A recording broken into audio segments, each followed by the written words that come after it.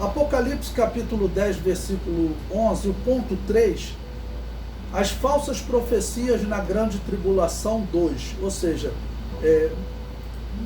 um segundo exemplo de falsa profecia ou mentiras sendo preparadas para a grande tribulação.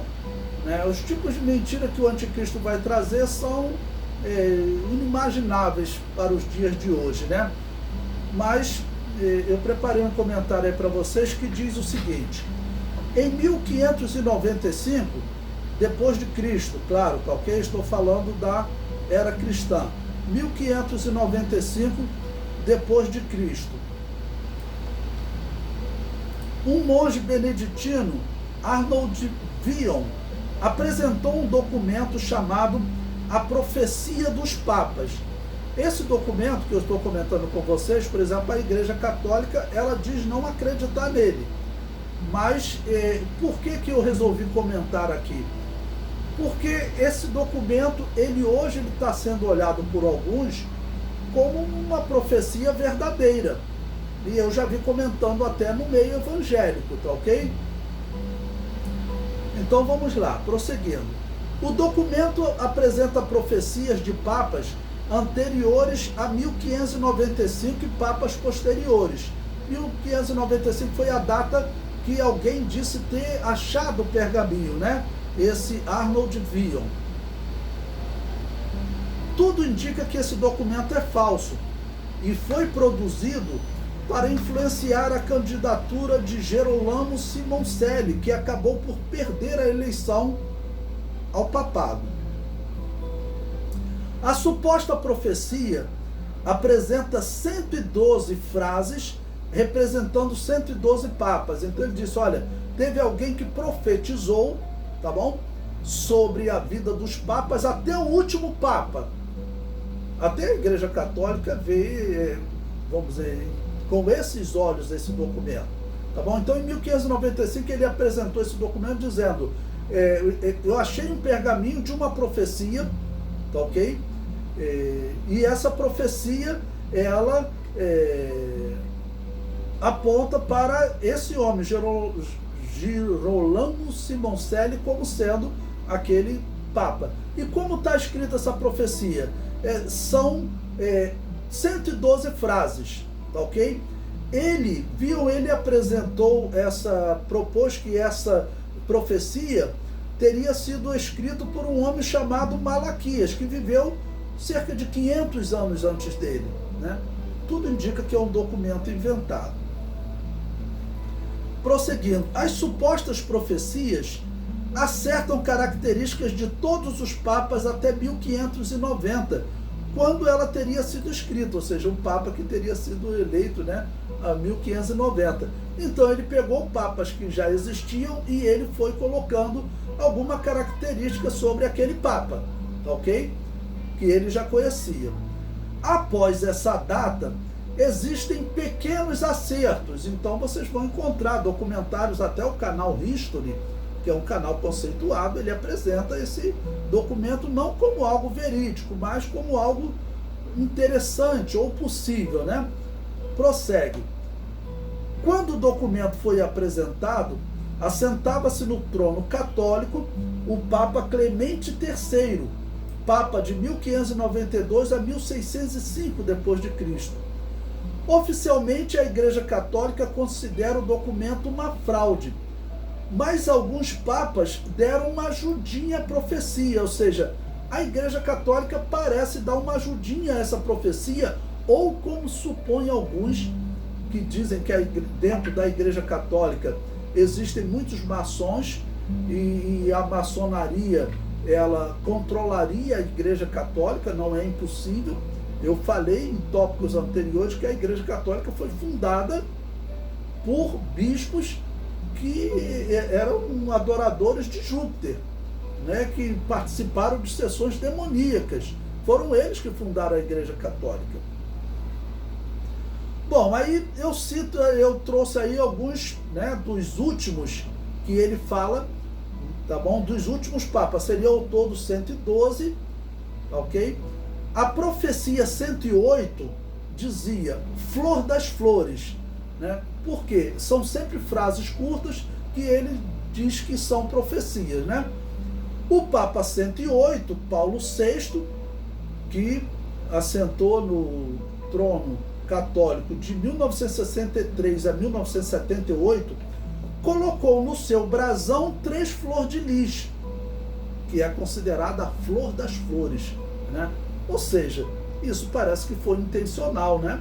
Tá bom? Segundo a profecia de Malaquias, tá ok? O Papa 108, a profecia relacionada a ele é flor das flores. Então ele colocou 3 flor-de-lis no seu brasão. Você pode encontrar esse brasão na internet. A profecia 109 dizia: do meio da lua. O Papa 109, João Paulo I, iniciou o seu reinado no quarto crescente de uma lua, ou seja, no meio da lua, ou em uma lua pela metade. Sobre o Papa 110, a profecia afirmava do trabalho do sol. O Papa 110, João Paulo II, é um conhecido nosso, né? Teve aqui no Brasil, nasceu e morreu em dias de eclipses solares. Sobre o Papa 111, a profecia afirmava Glória da Oliveira. O Papa 111, Bento XVI, antes de ser Papa, era o prefeito da Congregação para a Doutrina da Fé, em cujo brasão havia um ramo de oliveira. E sobre o Papa 112 é que tem uma profecia que as pessoas estão dizendo, né? Que essa profecia deve se cumprir, que realmente teria sido uma profecia verdadeira. Veja, sobre o Papa 112, a suposta profecia diz: durante a última perseguição, a Sagrada Igreja Romana assentará Pedro, o Romano, que apacentará as ovelhas em meio a muitas tribulações. 112, eles dizem ser o Papa atual. Passada estas, será destruída a cidade das 7 colinas, e o tremendo juiz julgará o seu povo. Fim. Ou seja, há 500 anos atrás, né, eles interpretaram que esse seria o último Papa e o fim da Igreja Católica, que a Igreja Católica seria destruída. Olha só. O Papa 112 seria o Papa do fim da Igreja Católica, o último Papa. Essa é a interpretação que os historiadores deram lá em 1595 para esse documento. Nessa listagem, o Papa Francisco, atualmente no trono católico, desde o ano 2013, é exatamente o Papa 112. Bom, eu resolvi comentar sobre essa profecia porque ela está sendo comentada no meio evangélico. Não sei se vocês já viram esse comentário, né? O comentário prossegue. Como interpretar essa profecia? Tudo indica que ela vem sendo manipulada para levar diversos papas a combinarem o seu governo com as profecias, ok? Se é verdade que a maçonaria está dentro da Igreja Católica e controla a Igreja Católica, um dos papas que eu comentei aqui, que era um papa que ele era chamado do Papa Sorriso, tá ok? Que foi, acho, o Papa 109, o Papa João Paulo I. Ele ficou 33 dias, né, no trono da Igreja Católica, e ele morreu assim, né, de uma maneira espantosa.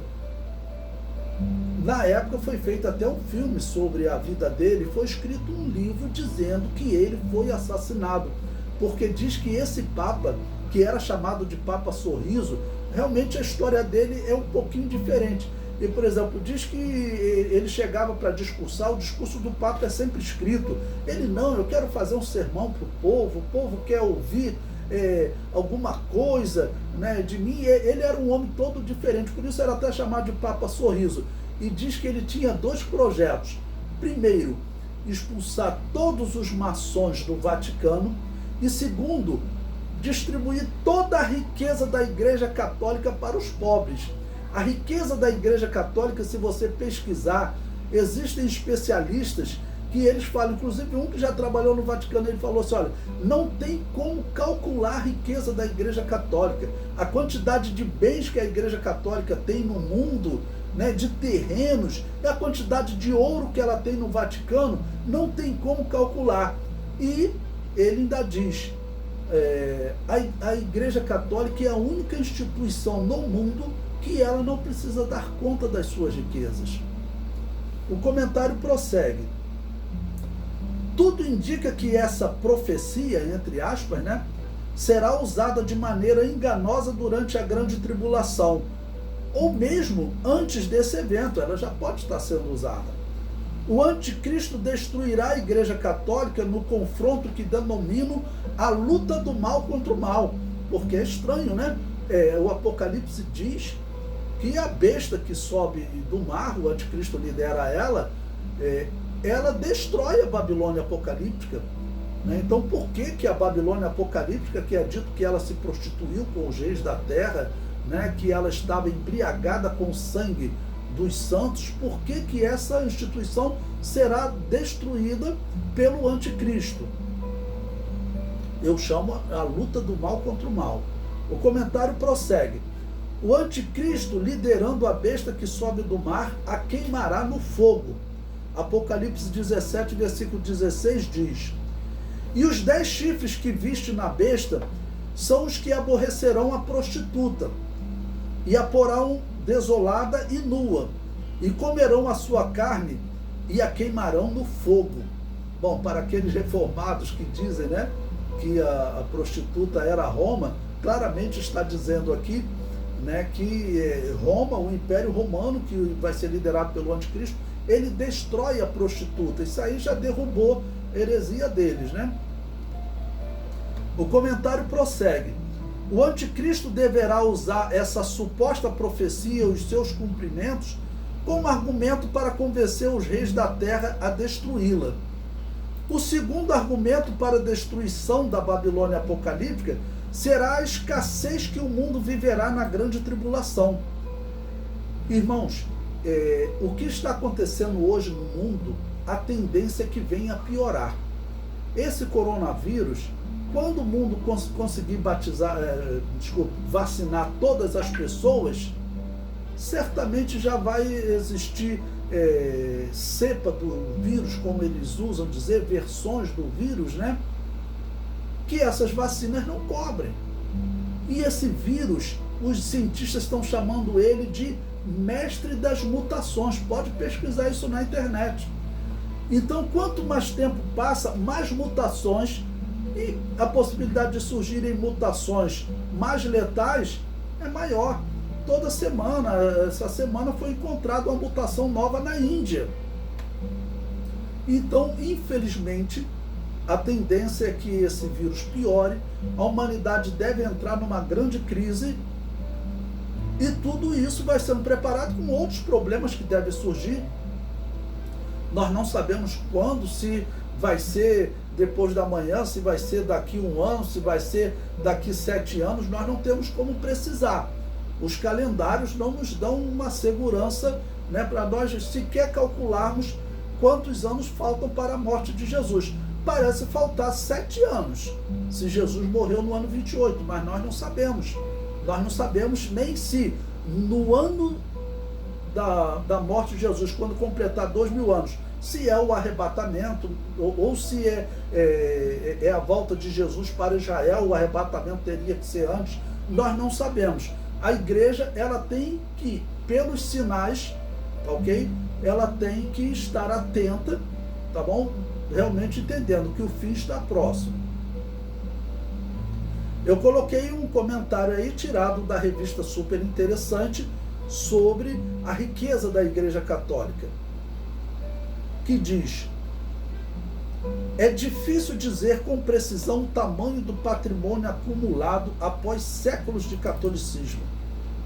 A cidade-estado localizada em Roma goza de várias isenções fiscais e não precisa tornar sua contabilidade pública como uma empresa comum. Inclusive, vocês sabem que a Igreja Católica ela tem diversas empresas, né? Existe um documentário interessante que vocês devem ver, A Igreja Oculta, e nesse documentário ele fala de algumas pessoas que foram contratadas pela Igreja Católica para fazer um trabalho dentro da Igreja Católica, né, para tentar melhorar a imagem da Igreja Católica na história. Isso é impossível. A maior assassina da história da humanidade, que flertou com o paganismo direto, mas que os reformados querem dizer aquela era a verdadeira Igreja de Jesus. Está difamando a Igreja de Jesus. A Igreja de Jesus nunca foi profetizada como sendo poderosa, rica, e eles estão afirmando que ela é. É um grande engano. As igrejas reformadas estão funcionando como apologistas da Babilônia apocalíptica. Tá ok? E eu concluo. Será destruída a igreja que proibia os pobres de enriquecerem, pois, segundo ela, essa era a vontade de Deus. Eles eram predestinados a serem pobres e isso lhes garantiria lugar no céu. Bom, encerrando aqui esse comentário, encerrando também o comentário de Apocalipse capítulo 10. Então, essa profecia, irmãos, ela certamente é uma fraude existem evidências, né, de que realmente foi sendo manipulado na história para que chegasse um determinado momento e parecesse que realmente fosse uma profecia real. Agora, não é impossível que a instituição fundada por bispos que adoraram Júpiter, ou seja, bispos espíritas, né, a instituição que perseguiu e matou os cristãos que não aceitavam o batismo infantil, que perseguiu até os islâmicos, perseguiu os judeus, que flertou com o paganismo. Vamos lembrar que uma das cruzes que até alguns pastores reformados aí utilizam no púlpito, aquela cruz com um círculo no meio, com um sol no meio, aquela ali é a cruz espírita dos celtas, tá ok? Eu vou contar uma história interessante para vocês. Existe um missionário católico que eles contam a história pela metade e parece muito bonito. Um homem chamado Patrício, porque ele que evangelizou os celtas, né? E ele teve sucesso, né? Ele fundou o catolicismo lá naquela região do norte da Europa, né? Mas o que a história fala que eles ocultam é que o seguinte: Patrício, ele tinha um método espírita de evangelizar. Ele passava uma semana na paróquia católica e uma semana ele ia atuar com os sacerdotes celtas, que eram espíritas, que faziam sacrifícios humanos e tudo. Ele ia para lá, ficava lá com eles, cultuando nos deuses deles. Depois, olha, agora vocês vão lá. Então eles começaram a ir também na paróquia católica. No final surgiu um misto de religião entre catolicismo e espiritismo celta. E surgiu essa cruz celta, e é uma cruz com um círculo no meio, com um sol no meio. Essa é uma cruz espírita. Se você pesquisar, você vai encontrar aí em púlpitos de pastores reformados. Isso está muito evidente. Quem estuda história sabe disso. É impossível que a Igreja Católica seja a igreja verdadeira de Jesus. Quando nós formos falar sobre a Babilônia apocalíptica, eu vou citar detalhes para vocês de um livro escrito por um filósofo chamado Rousseau, que ele escreve Por que não sou cristão? E toda a justificativa dele é as obras da Igreja Católica. Ele diz, né, o cristianismo não é uma coisa boa. Ou seja, a Babilônia apocalíptica está fazendo o trabalho dela direitinho, que é difamar o cristianismo. A Babilônia apocalíptica, por exemplo, mudou a data da Páscoa católica, uma Páscoa importante, uma festa importante. Diz a história que na igreja primitiva, os cristãos, né, davam uma importância especial à festa da Páscoa, que foi o momento da morte de Jesus, o Cordeiro Pascal.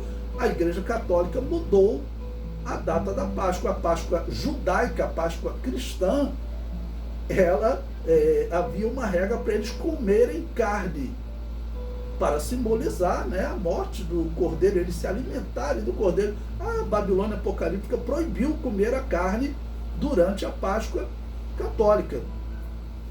A Páscoa judaica, ela começou, hoje é dia 29 de março, A Páscoa judaica começou ontem, dia 28 de março, dura 7 dias, tá ok? A Páscoa católica, ela vai acontecer ainda, ela vai acontecer no domingo, dia 4 de abril. Então, eles mudaram tudo na história e tem pessoas, infelizmente, defendendo que ela é de fato a igreja cristã verdadeira.